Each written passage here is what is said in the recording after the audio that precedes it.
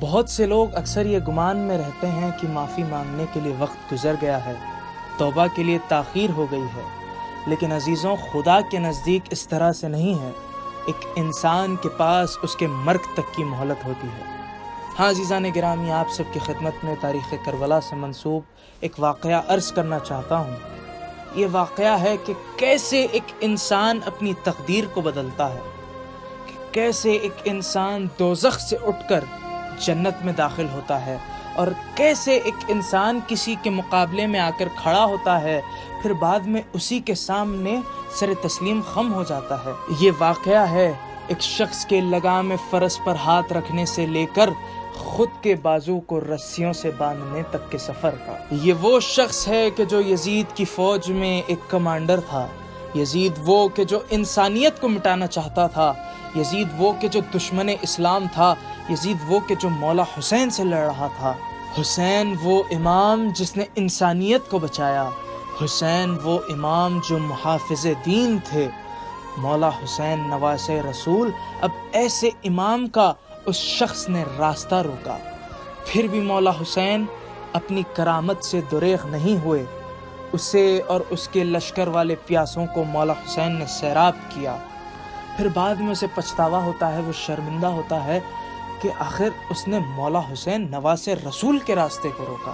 وہ شخص شب عاشور تک بھی یزید کے لشکر میں رہتا ہے، پھر شب عاشور خیام حسینی سے اسے ننھے بچوں کی العطش کی صدائیں آتی ہے، پھر اسے شرمندگی ہوتی ہے، وہ پشیمان رہتا ہے کہ اس نے نواسے رسول کے راستے کو روکا۔ پھر صبح عاشور ہونے سے پہلے اپنے بیٹے اور غلام کو لے کر خیام حسینی کی طرف روانہ ہوتا ہے، اور کیسی حالت میں جاتا ہے، اپنے بازوؤں کو رسی باندھ کر جاتا ہے، کیونکہ مولا حسین سے شرمندہ تھا وہ۔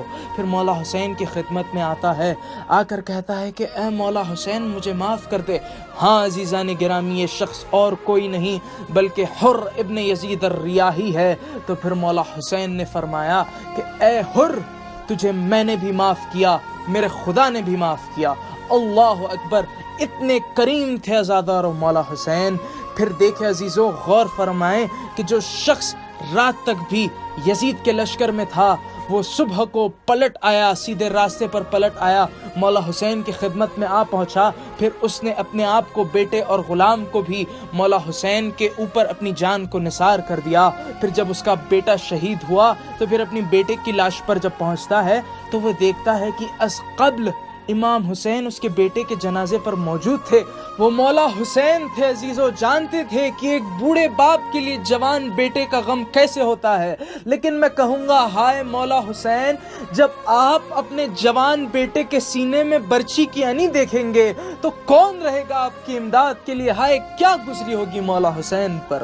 ہاں عزیزان گرامی، جس طرح آپ نے غور فرمایا کہ حر جو شب عاشور تک بھی یزید کی لشکر میں تھا، وہ صبح عاشور ہونے سے پہلے امام حسین کی طرف پلٹ آیا، خدا کی طرف پلٹ آیا، تو غور فرمائے کہ کیسے حر دوزخ سے اٹھ کر جنت میں تشریف لے آئے۔ یہ حر وہی حر ہے کہ جو حر سے حر علیہ السلام بنے۔ حر نے شب عاشور یہ ہونے نہیں دیا، دامن پہ اپنے داغ کفر کا لگنے نہیں دیا۔ ہاں عزیزان گرامی، کربلا ہمارے لیے ایک مقتل کے ساتھ ساتھ ایک مدرسہ بھی ہے۔ ہمیں مختلف اصحاب امام حسین سے مختلف درس سیکھنے کو ملتے ہیں، جیسے کہ ہم حضرت حر سے سیکھتے ہیں کہ کیسے ہم آخری وقت میں بھی خدا کی طرف پلٹ سکتے ہیں، اور ویسے ہی عزیزو دوسرے شہید وہاب کلبی سے ہمیں یہ درس ملتا ہے کہ جو پہلے مسیحی تھے اور انہوں نے تازہ ازدواج کی تھی، پھر بعد میں انہوں نے ایمان لایا اور مولا حسین کے فدائی ہو گئے تھے۔ تو اس سے ہمیں یہ سیکھنے کو ملتا ہے کہ ہمارا کسی مسلک سے ہونا ضروری نہیں ہے۔ حسین کے لیے سنی، شیعہ، مسلم، ہندو، سکھ، عیسائی ایسے نہیں ہیں، بس ایک انسان ہونا اور حسینی ہونے کی شرط ہے۔ ہاں عزیزو، ایسے ہی ہمیں علی اکبر سے درس ملتا ہے کہ کیسے ایک بیٹے کو اپنے پدر کی اطاعت کرنی چاہیے۔ ایسے ہی مولا عباس سے ہمیں وفاداری کا درس ملتا ہے، اور عزیزو علی اصغر شیرخوار سے ہمیں یہ درس ملتا ہے کہ کیسے انہوں نے اپنے بابا کی ہلمند کی صدا پر لبیک کہا۔ عزیزو، نصرت کے لیے، اطاعت کے لیے، قربان ہونے کے لیے عمر کی کوئی کوئی قید نہیں ہے۔ علی اصغر 6 ماہے تھے، پھر بھی انہوں نے اپنے گلے پر تیر کھا کر اپنے آپ کو قربان کر دیا۔ ہاں عزیزان گرامی، کربلا ایک ایسی داستان ہے کہ جس میں 72 شہداء نے مل کر کروڑوں کے لیے درس چھوڑا ہے۔ آج بھی ساری دنیا دیکھ سکتی ہے کہ آج بھی حسین زندہ ہے، لیکن یزید کا نام و نشان تک نہ رہا۔ انہی جملوں کے ساتھ آپ سب کی اجازت چاہتا ہوں، ملتے ہیں میری اگلی ویڈیو میں۔ آئے مولا حسین پر سلام بھیجتے ہیں۔